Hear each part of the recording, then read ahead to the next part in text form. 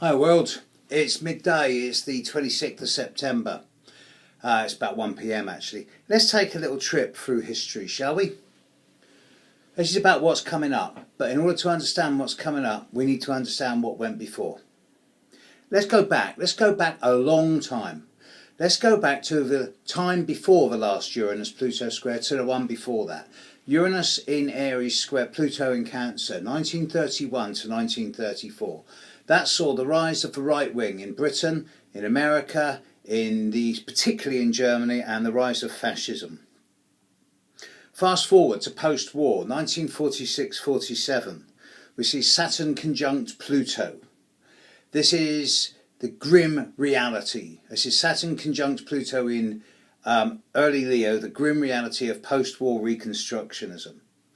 Then we get to the Saturn conjunct Neptune square Uranus, 1952-53, which is the start, really, of, it's the birth of a lot of contemporary artists and musicians, and it's the start of the new revolution. And this is really amplified around 1952 to 55 with the Uranus square Neptune generation, the breaking through of the boundaries, the revolution, if you like, of the imagination. Fast forward again another few years to 63 to 66, 67 with Uranus conjunct Pluto, which is the counterculture. That is the transformation and revolution of the social order, because it was in Virgo.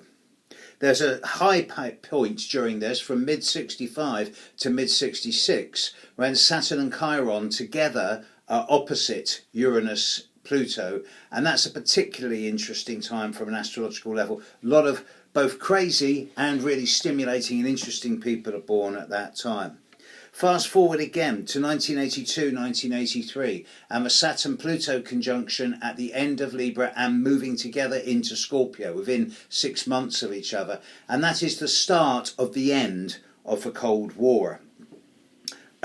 Saturn conjunct Uranus in 1988 and Saturn conjunct Neptune in 1989 at the start of Capricorn, to my mind, is the start of the new global order, new world order, the new revolution, if you like. Saturn conjunct Uranus and Saturn conjunct Neptune was the birth of the internet.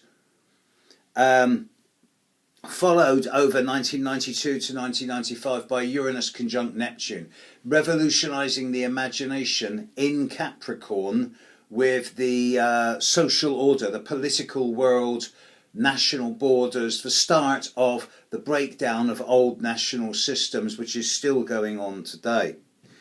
Fast forward again a few years to 2001, Saturn in Gemini opposite Pluto in Sagittarius.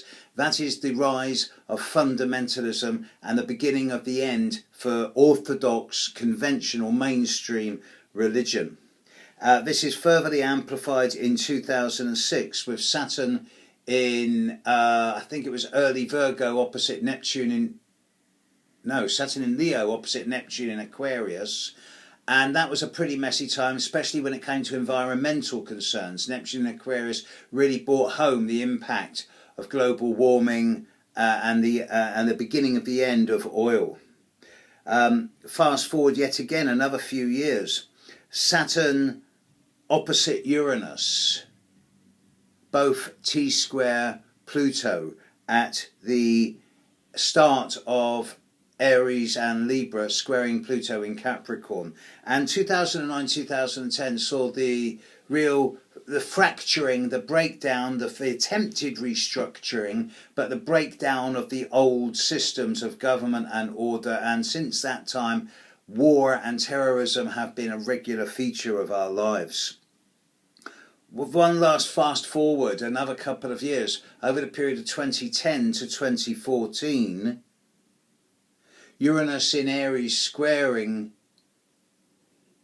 Pluto in Capricorn, the Uranus-Pluto square, the struggle between Pluto trying to transform the national order or the international order and rewrite global and national boundaries, whereas Uranus in Aries is going on about the rights of the individual. This is only just over within the last, literally 6 months.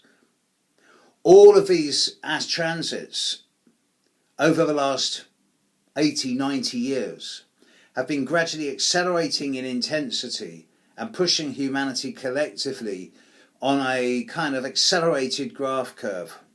And from my astrological perspective, it seems pretty clear to me that it's pushing us towards this time in the very near future.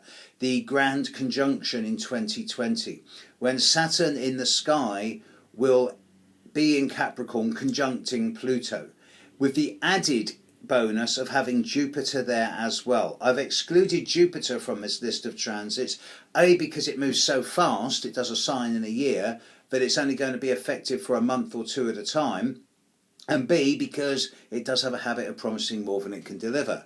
But with Jupiter conjuncting Saturn in Pluto, in Capricorn, a sign of world government, of order, of national boundaries in 2020, and with flashpoints throughout that year, it does seem that 2020 is in many ways the pinnacle, the peak, the crux of the political experiments that have been ongoing since at least the early 1930s, if not considerably longer. I could go back to the very early 1900s when Neptune and Pluto were opposing each other, but by that stage neither of them had been Neptune had only just been discovered, Pluto wasn't known about, so perhaps that was more unconscious. 2020 points to the ongoing transformation and the restructuring of national and international borders. I think nation states are becoming a thing of the past. The corporate entities are becoming more the governing factors of the future, with the corresponding lack of ethics that go along with that in the name of profit and resource stripping. With Jupiter on top of it, it points to an expansion of these activities. And it suggests to me that 2020 is going to see some type of both explosion and implosion of everything that's wrong with the corporate and capitalist system that's based around greed and profit at the expense of others. There will either be massive world deprivation with huge amounts of disempowered people and refugees all over the world, probably leading to some type of mass pandemic, or there will be some type of breakthrough in consciousness where, without losing the basic economic model, the ethics and the reasons for making money will go through some type of transformation. Obviously, I hope for the latter. Realistically, I wonder. But it does seem, from my personal perspective, that 2020 is going to represent some type of summary for my existence so far. And I look forward to it, both with anticipation and hope and a bit of expectation and trepidation and a little bit of fear. It's going to be an interesting time. I'll do a lot more videos on 2020 over the next 6 to 12 months and then onwards. You're going to get sick of me talking about it over the coming 2.5 years. Catch you later, world. Bye.